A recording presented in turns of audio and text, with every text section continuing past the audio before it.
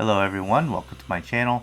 I recently won one of my local tournaments with Smoker, so I of course wanted to make a video sharing my winning list and give my thoughts on Smoker as a deck for the OP02 format. I've been wanting to play Smoker for a long time now, but didn't think it was worth it to pay the $60+ amount for the 10 cost Kuzan, so when they recently dropped below $30, I scooped them up and finally brought the deck to a tournament. I do think that Smoker is a good play at the moment since it has access to cards that cannot be removed by effects, and a lot of the better decks right now are heavy on removal. Even though it was my first time playing the deck physically, I did play with it quite a bit on the sim, so the list I've come up with was something that I did put some time into. That being said, let's just jump into the list, starting with the Smoker leader card. Smoker is one of the new leaders from Set 2 Paramount War, and is considered the best leader for the newly introduced black color into the One Piece card game. He has a strong ability, Dawn times 1. Once per turn, give one of your opponent's characters -1 to their cost during this turn. Then, if there is a character with a cost of 0, this leader gains plus 1000 power during this turn. With so many 1-cost search cards and blockers in the game, Smoker is swinging for 7k regularly. The ability isn't just good for the boost though, as it also has some great synergy with other black cards in the deck that remove characters based on their cost. Suru is sort of like the Otama for black decks. She's a 1-cost character who, on play, reduces one of your opponent's characters by 2 cost. This is a great ability to be able to stack cost minus onto your opponent's board and then come in with the removal cards. On top of having a very useful ability, this card also serves as one of the 2k counters for the deck. She's a must play at 4 for all Smoker decks. The next few cards are my low cost blockers for the deck. As you can see, both Don Quixote, Rocinante, and Suru have an identical stat line with 2 cost 2k power, 1k counter, and the blocker ability. I split them at 3-2 to prevent my opponent from easily guessing my low blocker count, but any ratio of these two is fine if you don't want to be ridiculous like me and play mind games. I play 5 low cost blockers, which is a count that has been working out for me. I started maxing them out at 8 and have slowly cut them back over time. Garp is mostly a 2k counter, but he's also an adequate removal card if you have no early plays. He's a 2 cost with 3k power and the ability Dawn times 2 when attacking, KO up to one of your opponent's characters with a cost of 0. This ability works pretty well with neg cost cards such as Leader and Suru, but like I said, he's mostly just a 2k counter because he does take some commitment to be able to remove. You're also likely only to get one use out of him because he's really easy to attack into if he's rested, and there are several cards that just remove small characters from the board like Beasta, Killer, Kobe, etc. The ability is still useful enough to play him over other 2k counter options, so I max him out at 4. Kobe is a 3 cost 4k power with 1000 counter, and his on play ability lets you trash a card from your hand to remove a 3 cost or less in play. Kobe is actually a key part of this deck's removal since his ability is an on play effect, and with so much net cost you can potentially remove big characters with this card without much use of your Dawn. He's also just great as an early momentum play to get rid of popular low-cost characters like Nico Robin and Okiku. Fantastic card and a must-play at 4 in my opinion. Tashigi is another 2k counter for the deck that is also very playable with the ability Activate Main. You may rest this character and give one of your opponent's characters -2 to their cost during this turn. Out of the 2k counters, this is the one I put into play the least, but I've definitely gotten good use out of having her on board in some of my matches before. I play her at 4 to put my 2k counter count at 12. Boystyle is one of the better cards in the deck. He's a 4 cost 5k blocker who is actually a 6k that cannot be KO'd by effects during your opponent's turn. He can be KO'd by triggers or any other effects that may occur during your turn, however. This card is just so valuable in this deck. Having a Boystyle on board makes me feel safe to make a lot of plays in the endgame, and it's definitely a card that you'll want to play 4 of in any deck that can play him, as he's arguably the best blocker in the format. The 4 cost Kuzan is a serious threat when it hits the board, and your opponent will prioritize getting rid of it before it wreaks absolute havoc. For starters, he allows you to draw a card on play, which is very nice in a deck that lacks consistency cards. His second ability is why he is usually a kill on sight though, because when he attacks he gives one of your opponent's characters -4 to their cost during this turn. He combos really well with all the removal cards, and particularly the 10 cost Kuzan, which I'll be talking about shortly. The 4 cost Kuzan is absolutely a 4-up for this deck. The 5 cost Smoker is a card I imagine people will disagree with me on the most, especially at a max count. After testing this deck into nearly every matchup multiple times, I reached the conclusion that this card just wins matchups almost single-handedly. 5-cost 7k attackers are already strong to the point where people play vanillas with that stat line, but this smoker has two effects that make it a serious problem for your opponents. First off, he cannot be KO'd by effects. As a 7k, this is huge because that means your opponent can only get rid of it by swinging into him with attacks, and the way that I usually explain it to people is by reminding them how hard it is to take a life from a red leader after they had just dropped a 9-cost Edward Newgate, who gives their leader plus 2k power into the start of their next turn. 7k is just so easy to defend, so couple that with this card not being able to be KO'd by effects, and this card usually just sticks around the entire game after he's put into play. His second effect is Dawn times 1. If there's a character with a cost of 0 or less, this character gains double attack, meaning your opponent takes 2 life of damage if this card lands a successful attack on your opponent's leader. Obviously with this deck, it's easy to get one of your opponent's characters down to 0 cost, so a big double attack puts on a lot of pressure. To further justify my count at 4, this card is literally the reason I won the tournament, as I was able to see him in every round and each of my opponents tried their best to get rid of him. The only one who was successful had to resort to a round table. I don't think I would see this card often enough if I had any less than 4 in the deck, since there are no ways to search him out, so yeah, 5-cost smoker is just important for me and the way that I approach playing this deck in the current meta. Moving on, we have another staple card for black decks in the 6-cost Sakazuki. This card is just a bigger body version of Kobe, as his ability is the same where on play you trash a card from hand to get rid of one of your opponent's characters, only instead of a 3 cost, this character gets rid of a 5 cost.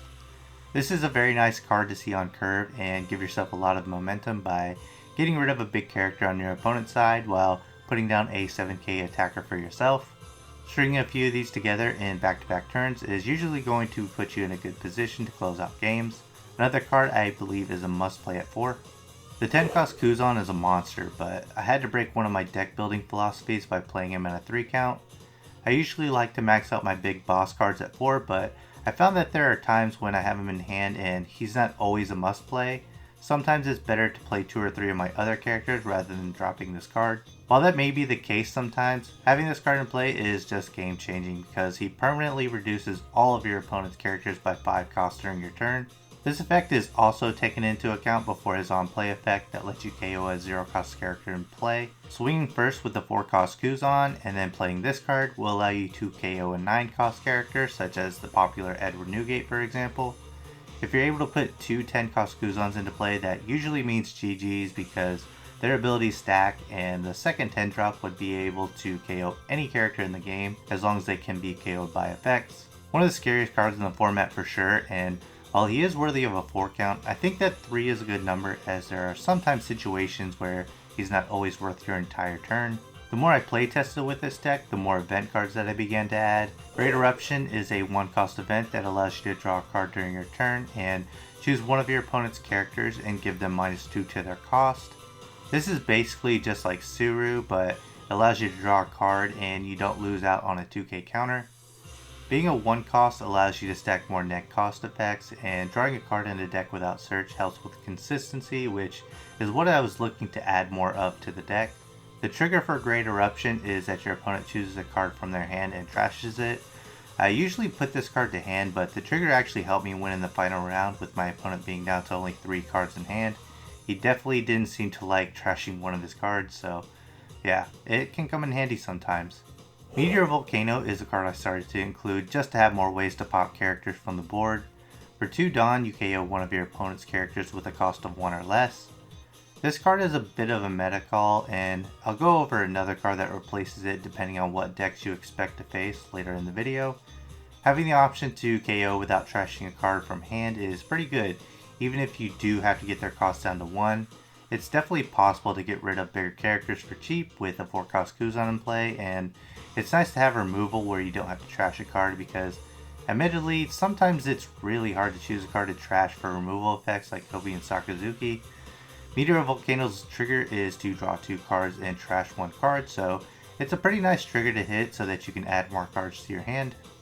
A 3-3 split of Great Eruption and Meteor Volcano feels pretty good just to balance out net cost with removal. A 4-2 split either way could work just as well depending on your preference. The last event card I play is the counter event Impact Wave.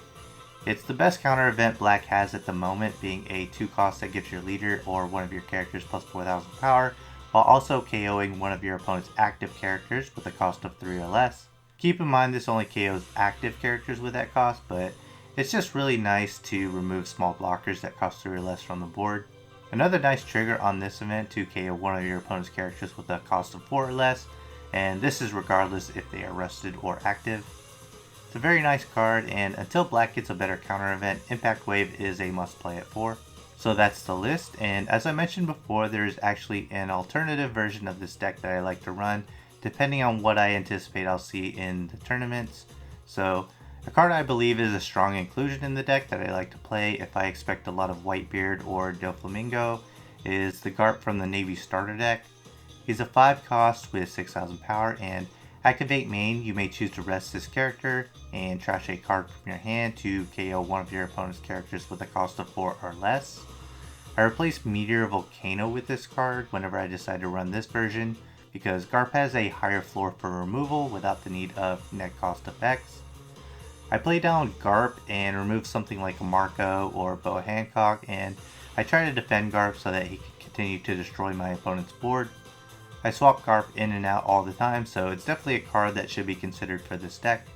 Another card that I've had in here before is the 3 cost Helmeppo. When attacking, he gives one of your opponent's characters -2 to their cost during this turn, and then if there's a character with a cost of 0, this character gains plus 2000 power. I played this card at 4 at one point so that I could possibly trigger his effect to immediately put him into play. Hitting him off trigger can give you so much momentum in a match, however, if you don't hit him off trigger, I do find it hard to put him into play for his cost, and usually I just end up using him as a 1k counter. It's a fun card to include that can help you steal some games, but he's just easy to KO, only having 3k base power, and I felt like I could replace this card with some of the useful events that I play now, since he was only being used as a counter more often than not. The last card I'll mention as a card to consider is actually just a card to increase your 2k counter count in Sengoku. I used to run a very defensive build with this deck, and the thought behind it is very similar to Purple Kaido, where you defend yourself until you can play your higher cost characters. So sometimes, you just need to stall enough turns to get into your 10 cost Kuzan, for example. Sengoku does have an effect Dawn times 1 when attacking, give up to one of your opponent's characters -2 to their cost, but out of all the 2k counters available to black, this is the least usable in my opinion, because adding a Dawn doesn't even make his power big enough to attack your opponent's leader. Adding 2k counters is always nice, but I did have a problem at times having playable characters because my hand was cluttered with counters, events, or cards I didn't have the Dawn to play yet, so the added defense actually ruined the consistency a little bit for me. Still, a 2k counter works if you mix up your ratios a bit, so it's worth considering for a more defensive build. Before I get into the matchups from my tournament run, I wanted to give some quick tips for people who may want to play this deck. First off, I'll say you definitely need to keep track of your numbers. Black added a lot of plus minus for numbers in the card game, and sometimes it's easy to forget. I'd also say it's important to realize what opening hand you're going to need in certain matchups. If you're playing against a removal deck, try to have an opening hand with the 5 cost Smoker. And if you're playing a deck that could have something like an 8-drop Kid or something else that's just vital to the deck, that's a big cost, keep a hand with cards that can minus cost to go along with the Sakazuki. Lastly, I'd say plan out your turns where you decide to trash a card from your hand to remove a character.